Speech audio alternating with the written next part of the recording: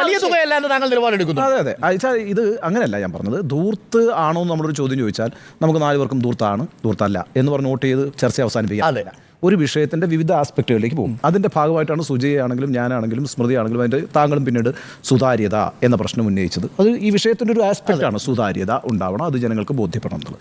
ഇപ്പോൾ പ്രാദേശിക വാർത്തകൾ എന്ന് പറഞ്ഞൊരു സിനിമയുണ്ട്. ആ സിനിമ ആരംഭിക്കുന്നത് ജഗദീഷ് ശ്രീകുമാർ നാട്ടിലൊരു സിനിമാ തിയേറ്റർ ഉദ്ഘാടനത്തിൻ്റെ ഭാഗമായിട്ടൊരു അനൗൺസ്മെൻറ്റ് നടത്തുന്നതാണ്. അങ്ങനെ അനൗൺസ്മെൻറ്റ് നടത്തി ഇങ്ങനെ വരുമ്പോഴത്തേക്കും ഒരു ജനക്കൂട്ടത്തെ കാണും. അപ്പോൾ അവിടെ നിന്നിട്ട് ജഗദീഷ് ശ്രീകുമാർ പറയുന്നൊരു കാര്യമുണ്ട്, ഇവിടെ നിർത്തി നമുക്കൊന്ന് അനൗൺസ് ചെയ്യാം, കാരണം കുറച്ച് കൂടുതൽ ആളെ നമുക്ക് സംഘടിപ്പിക്കാൻ പറ്റുമെന്ന് പറയും. പക്ഷേ അതൊരു മരണ വീടായിരുന്നു. അപ്പോൾ നാട്ടിൽ സിനിമാ കൂട്ടൊക്കെ വരുന്നതിനകത്ത് കുഴപ്പമില്ല. പക്ഷേ അതിൻ്റെ പ്രചാരണവുമായിട്ട് അവിടെ വന്നത് ഒരു മരണ വീട്ടിൻ്റെ മാതൊക്കെ വന്നിട്ട് ഈ പ്രചാരണം നടത്തും നാട്ടുകാർ അതേ ഓടിക്കുകയാണ് ചെയ്യുന്നത്. പ്രശ്നം ഒരു കാര്യം ചെയ്യുന്നതിൻ്റെ ഔചിത്യത്തെക്കുറിച്ചാണ്. അതാണ് നമ്മൾ 2ാം ഘട്ടത്തിൽ ചർച്ച ചെയ്തത്. ഈ സാമ്പത്തിക പ്രതിസന്ധിയുടെ ഘട്ടത്തിൽ ഇത് വേണോ വേണ്ടയോ, ഒരു പൈസ പോലും കൂടുതലായിട്ട് ചിലവാകുന്നില്ല എന്നതിനപ്പുറം സാമ്പത്തിക പ്രതിസന്ധി എന്നൊരു വിഷയം വിവിധ ജനവിഭാഗങ്ങൾ അനുഭവിച്ചുകൊണ്ടിരിക്കുന്ന ഒരു ഘട്ടത്തിൽ ഇത്തരത്തിലൊരു കലാപരിപാടി സംഘടിപ്പിക്കുക. നമ്മൾ വളരെ ലളിതമായിട്ട് പറഞ്ഞു, ഒരാഴ്ച കൊണ്ട് 4000 കലാകാരന്മാർ, 300ഓളം കലാപരിപാടികൾ. ഒരു സംസ്ഥാന സർക്കാർ മിഷനറി എത്ര സമയം ഇതിനു വേണ്ടി ചെലവഴിക്കണം ഇതിൻ്റെ സംഘാടനത്തിന് വേണ്ടി? നോക്കൂ, അതാണോ നമ്മുടെ പ്രയോറിറ്റി? ഇതാണ് പ്രശ്നം.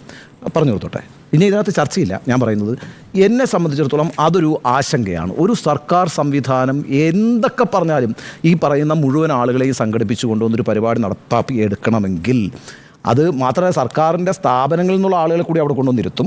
അതിനുള്ള പ്രത്യേക അവധി അടക്കമുള്ള കാര്യങ്ങൾ, അതിൻ്റെ ട്രാൻസ്പോർട്ടേഷൻ അടക്കമുള്ള കാര്യങ്ങളൊക്കെ നടക്കുന്നത്. ഇവിടെയാണ് ഇത് ധൂർത്തല്ല എന്ന് നമ്മൾ പറയുമ്പം ആ ഒറ്റ വരിയിൽ അത് അവസാനിക്കുന്നില്ല, അല്ലെങ്കിൽ ധൂർത്താണ് എന്ന് പറയുമ്പോൾ അത് അവസാനിക്കുന്നില്ല. അതിൻ്റെ ഡിഫറൻറ്റ് ആസ്പെക്റ്റുകൾ ചർച്ച ചെയ്യുമ്പം ഒരു ജനവികാരം അതിനെതിരായിട്ടുണ്ട്.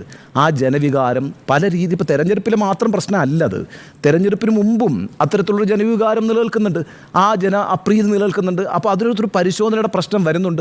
അപ്പോൾ ആ ഔചിത്യമാണ് പാലിക്കേണ്ടത് ഒരു സർക്കാർ. നമുക്ക് വളരെ ലളിതമായിട്ട് പറയാം, ഈ കേരളീയത്തെ ഷോക്കേസ് ചെയ്തുകൂടെയെന്ന്. ഇപ്പം നോക്കൂ, ഡബിൾ ഡെക്കർ ബസ്സുകളിൽ ലണ്ടനിൽ നമ്മൾ മനോഹരമായിട്ട് നമ്മളുടെ പരസ്യം കൊടുത്തിട്ടുണ്ട്. ലണ്ടനിലെ ഡബിൾ ഡെക്കർ ബസ്സുകളിൽ, ബെർലിനിലെ വലിയ ട്രേഡ് ഫെയറിൽ നമ്മുടെ ആളുകൾ പോയിട്ട് കൃത്യമായിട്ട് ചെയ്യുന്നുണ്ട്. ദുബായിലെ ഷോപ്പിംഗ് ഫെസ്റ്റിവൽ എന്ന് പറയുന്നത് ഇൻ്റർനാഷണൽ ഷോപ്പിംഗ് ഫെസ്റ്റിവലാണ്, where you are showcasing all countries, എല്ലാ സ്ഥലങ്ങളിൽ നിന്നും വരുന്ന ആളുകൾ. നേരത്തെ ചൈനയിലെ ട്രേഡ് ഫെയർ പറയുമ്പോഴും മലേഷ്യയിലെ ട്രേഡ് ഫെയർ പറയുമ്പോഴും നമ്മളെ ഷോക്കേസ് ചെയ്യുന്നതിന് നേരത്തെ അരുൺ പറഞ്ഞൊരു പ്രശ്നമുണ്ട്. ഒരു സിംഗുലർ സ്പോർട്ടിലേക്ക് മാത്രം ചുരുങ്ങി കൂടാ, വള്ളംകളി. വിവിധ സ്പോർട്ടുകൾ ഉണ്ടാവട്ടെ അരുൺ, വിവിധ സീസൺസ് ഉണ്ടാകട്ടെ. അങ്ങനെയാണ് അതിൻ്റെ ഒരു എക്കണോമി ഡെവലപ്പ് ചെയ്യുന്നത്. അതിനകത്ത് ഒരു കേരളീയത്തെക്കാൾ മനോഹരമായിട്ട് ടൂറിസം ആഘോഷം നടക്കുന്നുണ്ടൊരു അഭിപ്രായം എനിക്കത് ഉറപ്പായിട്ടും. അതെ, അത് ഗംഭീരമായിട്ട് നടക്കുന്നുണ്ട്. അതിൻ്റെ കൂടാതെയാണ് അവിടെ തന്നെ ഇത് നടക്കുന്നത്. ഞാൻ പറയുന്നത് ഇതിൻ്റെ ഒരു ഡൈവേഴ്സിഫിക്കേഷൻ, എല്ലാ ജില്ലകളിലും ഓരോ സംവിധാനങ്ങൾ ഉണ്ടാകട്ടെ. അതൊരു സിംഗുലർ സ്പോർട്ടാണെങ്കിൽ ആ സിംഗുലർ സ്പോർട്ടിലേക്ക് ഒരു സീസൺ ബേസ്ഡ് ആയിട്ടുള്ള ആളുകൾ വരട്ടെ.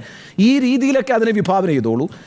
ഈ കേരളീയത്തിന് ഞാൻ എതിരല്ല കേട്ടോ. ആദ്യം ഒരു പറയുന്നത് ഇതൊരു വലിയ പ്രശ്നമേ അല്ല, പക്ഷേ ഒരു ഔചിത്യത്തിന്റെ പ്രശ്നം ഞാൻ